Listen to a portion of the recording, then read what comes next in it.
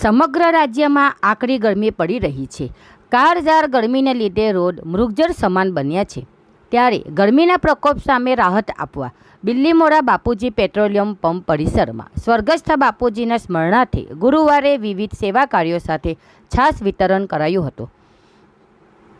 બિલ્લીમોરા બાપુજી પેટ્રોલિયમ અને સ્વર્ગવાસી ભગુભાઈ બુધાભાઈ પટેલ બાપુજીના પરિવાર તરફથી સ્વર્ગસ્થ ભગુભાઈ બુધાભાઈ પટેલની બાપુજી 5મી પુણ્યતિથિ નિમિત્તે શ્વાનોને દૂધ, લાડુ, પક્ષીઓને ચણ સાથે કાળઝાળ ગરમીમાં ઠંડક આપતી 351 લીટર છાશનું નિઃશુલ્ક વિતરણ કરી માનવ સેવા અને જીવદયાના સેવાભાવી કાર્યો સાથે શ્રદ્ધાંજલિ અર્પણ કરાઈ હતી।